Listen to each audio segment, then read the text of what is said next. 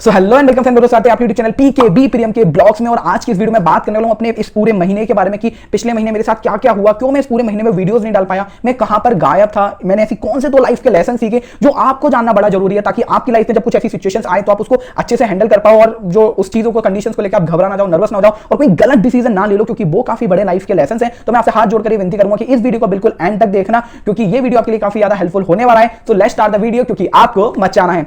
तो यार इस वीडियो को जो है मैंने 1.5x पर फास्ट फॉरवर्ड कर दिया। अगर आप इस वीडियो को नॉर्मल स्पीड पर देखना चाहते हो तो आप इसको 1.5x से स्लो डाउन कर सकते हो, जो वीडियो है वो नॉर्मल स्पीड पे आ जाएगा। सबसे पहले बात करते हैं यार 1/9/2022 से, मतलब स्टार्टिंग से पूरे मंथ की जो है मैं समरी आपको सुनाने वाला हूं कि मेरी लाइफ में क्या क्या हुआ था, कैसे कैसे हुआ था और क्यों मैं वीडियोस नहीं डाल पाया, और अब बाउंस बैक हम कैसे करने वाले हैं। आई नो पिछले काफी टाइम से मैं काफी ज्यादा इरेगुलर हो गया हूं कि कभी वीडियोस आने लग जाते हैं फिर एकदम से बंद हो जाते हैं। उसके बीच आपको आज एक मेन रीजन बताने वाला हूं। पहले बात करते हैं 1/9/2022 से सब कुछ ठीक चल रहा था 3/9/2022 तक। फिर उस टाइम पे गणपति बप्पा जी का हमारा टाइम चल रहा था, तो उस टाइम पर हम लोग गए होते मिलिट्री हॉस्पिटल, क्योंकि मेरे दोस्त वगैरह जो थे उन्होंने बैंड वगैरह बजाए थे, तो वहां पे वही गणपति बप्पा लेके आए थे। तो हम वहां पे उनके दर्शन करने गए हुए थे, मैं और मेरे फ्रेंड्स। और शाम को सडनली मेरे भैया का कॉल आता है कि जो मम्मी है उनकी तबीयत एकदम से काफ़ी ज़्यादा खराब हो गई है, तो मतलब उनको सांस लेने में प्रॉब्लम हो रही थी। और ऐसा उनका कोई भी बैकग्राउंड पास्ट नहीं था जिसमें उनको कोई भी मेडिकल रिलेटेड इश्यूज आए हों, चाहे हार्ट से रिलेटेड चाहे किसी से भी रिलेटेड। तो हम लोग काफ़ी एकदम से डर गए थे, क्योंकि जो मेजर हमको इशू लग रहा था वो हार्ट का लग रहा था, क्योंकि सांस लेने में काफी ज्यादा प्रॉब्लम हो रही थी। मम्मी प्रॉपर्ली सांस नहीं ले पा रही थी। और मैं जब कॉल पे बात करता था तो मेरे को लगता तो था, काफी ज्यादा लगता था, बट इतना नहीं पता था कि जब मैंने फिजिकली वहां जाके देखा तो मैं ज्यादा घबरा गया था कि ये सब क्या हो रहा है। और ये सब हम लोगों के लिए कंप्लीटली अनएक्सपेक्टेड था, और सभी लोग घर में घबराए हुए थे। हमारे रिलेटिव्स जो हमारे चाहने वाले हैं वो भी काफी ज्यादा टेंस्ड हो गए थे, क्योंकि ऐसी कंडीशन मम्मी की कभी किसी ने नहीं देखी थी। एंड लिटरली मैंने अपनी जिंदगी के 22 साल में तो बिल्कुल नहीं देखी थी।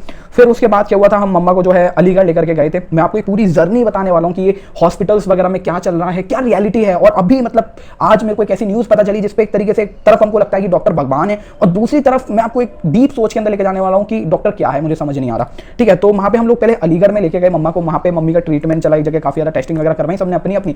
एक जना बोलता है हमको, एक डॉक्टर वहां पे बोलता है कि मम्मा को जो है वो हार्ट का इशू है, पहले दवाइयां वगैरह वहां पे चलनी शुरू हो गई थी। ऑब्वियसली रात में वो डॉक्टर देखने आया था, क्योंकि हमारी जो नानी जी है उनका नोन था, तो वो वहां पे घर पे देखने आया था। काफी लेट गया था, देख के दवाइयां देख के, बट फिर उसने अपने हॉस्पिटल बुला लिया, वहां पे टेस्टिंग वगैरह हुई, वहां पे एडमिट कर दिया, वहां पे बोतलें वगैरह चढ़ा दी। और वहां पे उनका कुछ अलग प्रोसेस था, जैसे हार्ट ब्लॉकेज होती है ना उस टाइप का। तो वो बोलते हैं कि रिपोर्ट्स में तो ऐसा कुछ नहीं आया है, बट इलाज यही है। तो हमको ये चीज काफी ज्यादा मतलब बेहूदिया मैं बोलूं, कोई सेंस नहीं लगा इस बात का कि जब हार्ट में कोई इशू नहीं है, सारी रिपोर्ट्स इको ईसीजी वगैरह सब क्लियर आ रहे हैं, तो आप हार्ट का जो है वो ट्रीटमेंट कैसे कर सकते हो। और वो बोल रहे हैं कि इसके अलावा कोई इसका ट्रीटमेंट नहीं है, आपको यही कराना पड़ेगा, आप जितना लेट करोगे उतना इशू होगा। तो ऐसे में होता है इंसान ना काफी ज्यादा घबराया हुआ होता है, तो वो ठीक डिसीजन नहीं ले पाता। और सबके दिमाग उस टाइम पे जो है अलग अलग चल रहे थे, क्योंकि कुछ जो है हमारे रिलेटिव्स वो अलग बोल रहे थे, कुछ अलग बोल रहे थे, पापा के फ्रेंड्स कुछ अलग बोल रहे थे, हम लोग अलग बोल रहे थे, हम लोग आपस में कॉन्फ्लिक्टेड थे। हम तीनों के ही डिसीजन, यानी मेरे भैया के और पापा के डिसीजन जो थे वो थोड़े अलग अलग जा रहे थे।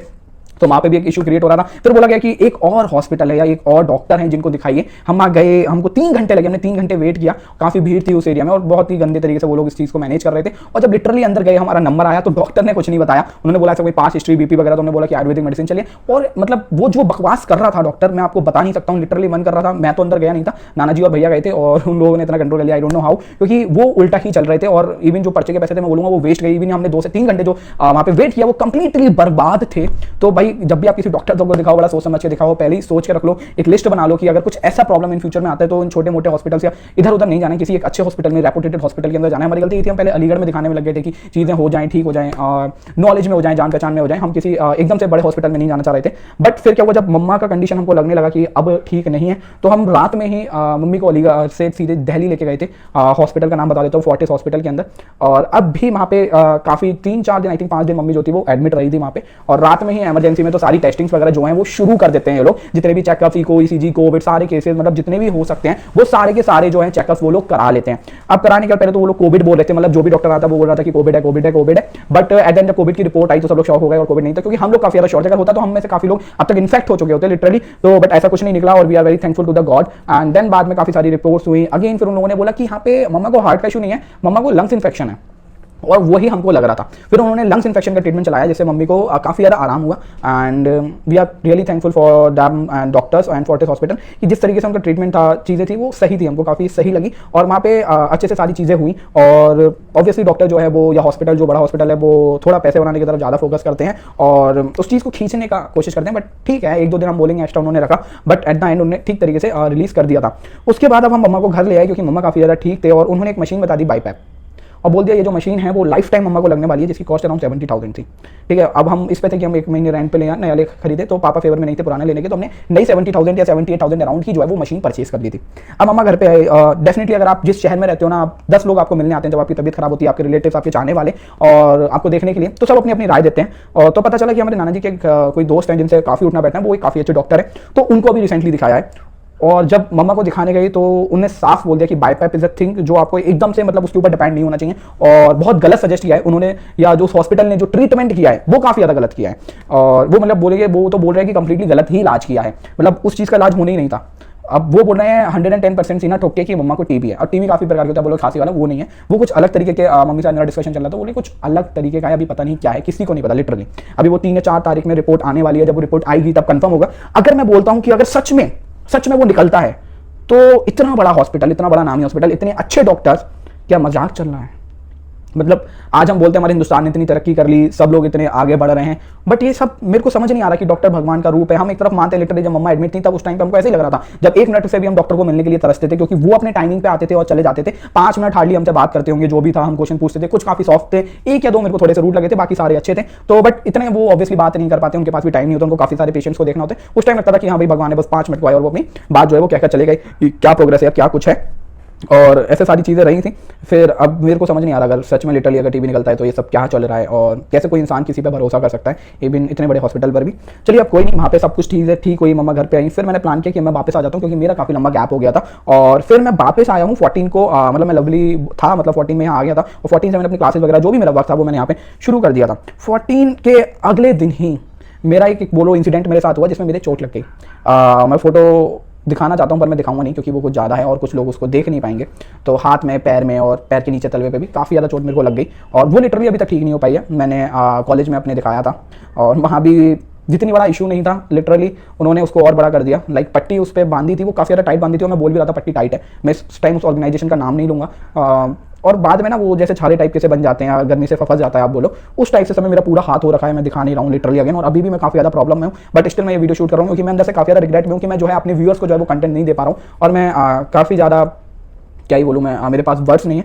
तो पिछले इन सारे इंसिडेंट से मैंने लाइफ में एक चीज़ सीखी, जब मम्मी की एकदम से तबीयत खराब हुई थी, कि यार life is completely unpredictable.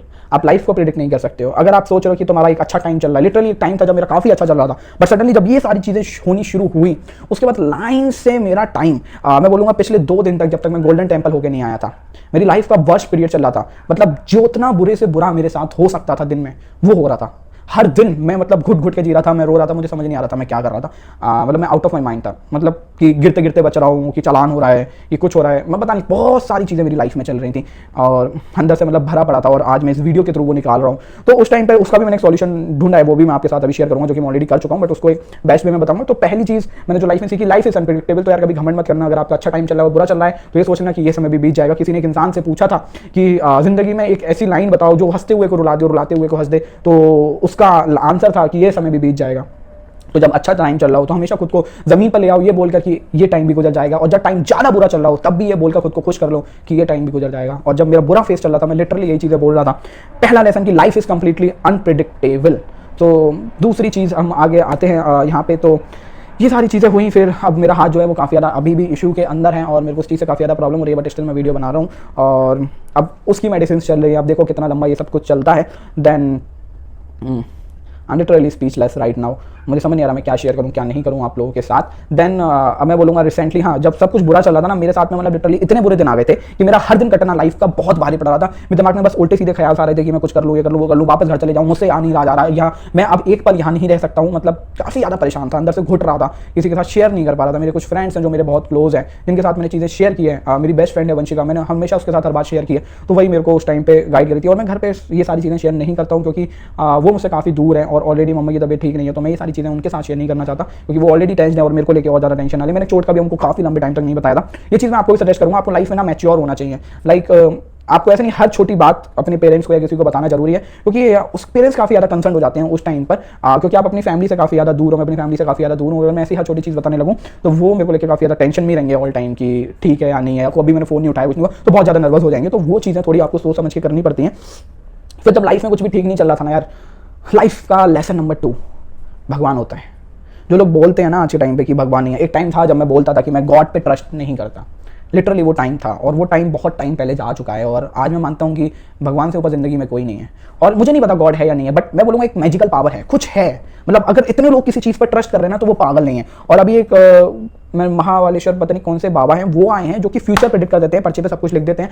And काफ़ी सारे न्यूज़ रिपोर्टर वहाँ जा चुके हैं, सब लोग जा चुके हैं, और वो मतलब अंदर दिल को छू रहे हैं मेरे। मैंने इतने सारे उनके वीडियोस देखे हैं और काफ़ी कुछ देखा है।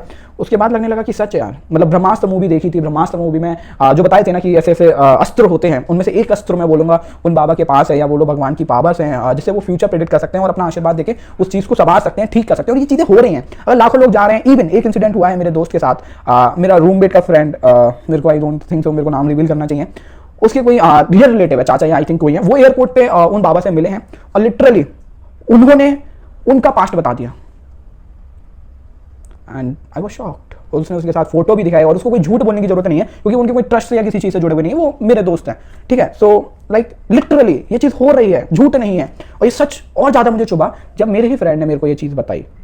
आई डोंट नो कैसे हो रही है, बट कुछ है, कोई पावर है जो देख रही है, जो कर रही है, जिसको आप जब ट्रस्ट करते हो तो वो आपको ताकत देती है, आपके अंदर लाइफ में पॉजिटिविटी आती है, आपकी लाइफ में चीज़ें ठीक करती है। तो जब मेरी लाइफ में कुछ ठीक नहीं चल रहा था, तो यहाँ पे सबसे फेमस टेंपल हमारा गोल्डन टेंपल है। आई नो मैं हिंदू हूँ, मेरे अपने गॉड्स हैं, बट मैं मानता हूँ कि हमको हर धर्म में विश्वास करना चाहिए। जहाँ आपकी सच्ची आस्था है, जहाँ आपकी सच्ची भावना है, आप कहीं भी चले जाओ, आप कहीं भी किसी भी टेंपल में, किसी भी गुरुद्वारे में, कहीं भी मस्जिद में, जहाँ आपका मन हल्का होता है, शांत होता है, जहाँ आप अपना को कनेक्ट कर पाते हो, जिस टाइम पर कर पाते हो, आप उस जगह जाओ। चाहे टाइम के हिसाब से चेंज कर लो, बट जाओ। और लिटरली जब से मैं वहां होकर के आया हूं, वाहिगुरु की मेरे ऊपर काफी ज्यादा कृपा है। और काफी सारी चीजें जो मेरी लाइफ में गलत चल रही थी, एक दिन पहले तक हर चीज जो गलत चल रही थी, इवन मेरी सिम बंद हो गई थी, 5-6 दिन तक मेरी जो है वो सिम ही बंद रही है। मतलब इवन मेरी बर्थडे पर मेरा सिम बंद था। मैंने ये सारी चीजें अपनी लाइफ में एक्सपेक्ट नहीं की थी। मैं रास्ते पे जा रहा हूँ, मेरे रास्ते पे कुछ हो रहा है मेरे साथ, मुझे समझ नहीं आ रहा था ये सारी चीजें क्या चल रही है। बट जैसे ही मैं वहां होकर के आया, मेरी लाइफ में सारी चीज़ें एकदम से ठहर गई, सब कुछ ठीक हो गया, और अब धीरे धीरे धीरे सारी चीज़ें ठीक हो रही है। देन मेरी बर्थडे आई 26 ऑफ सितंबर, जो मेरे दोस्तों के मेरी फ्रेंड्स के थ्रू, जिनका मैंने एक का नाम भी मेंशन किया था, वंशिका का, मेरे भैया, मेरी फैमिली, इन सब की वजह से इस बार का जो मेरा बर्थडे था वो काफ़ी ज़्यादा स्पेशल था। स्टाफ, थैंक्स टू स्टाफ, वहाँ पे भी हमारी केक कटिंग हुई थी और काफ़ी लोगों ने विशेष किए। मेरे को पता है काफ़ी ज़्यादा कॉल्स आए थे, बट नंबर स्विच ऑफ आ रहा था। बट उस टाइम मैंने जानबूझकर नहीं किया था। कुछ टाइम ऐसा चल रहा था जब सिम ही बंद हो गई थी, मेरे हाथ में कुछ नहीं था, like, and I gifted my self iPhone 13, और इसके ऊपर भी मैं वीडियो बनाऊंगा अपनी बर्थडे पर। बहुत प्यारा कलर है। और लाइफ में यार मतलब कब क्या हो जाए और कैसे आपको रहना चाहिए, मैच्योर रहना चाहिए, ये सारी चीज़ें बहुत मैटर करती है, मेरे को लगता है। तो आई होप आज की इस वीडियो से काफ़ी कुछ सीखने को आपको मिला होगा, और आपको पता चला होगा इतने सारे टाइम से मेरी लाइफ में क्या चल रहा था। क्योंकि जब हम किसी को देखते हैं, हमको ऐसा लगता है सामने वाला तो अपनी ज़िंदगी में बहुत मस्त है, वो बहुत खुश है, उससे अच्छी लाइफ किसी की नहीं है, वो तो कमा रहा है, but at the back and उसकी लाइफ में क्या चल रहा है ना, सिर्फ वही बंदा प्रेडिक्ट कर सकता है। लाइक पैसा सब कुछ नहीं होता यार, पैसे से सब कुछ नहीं होता। तो आज की वीडियो में सिर्फ इतना ही, कल फिर मिलेंगे एक और नई वीडियो में। जय हिंद, वंदे मातरम।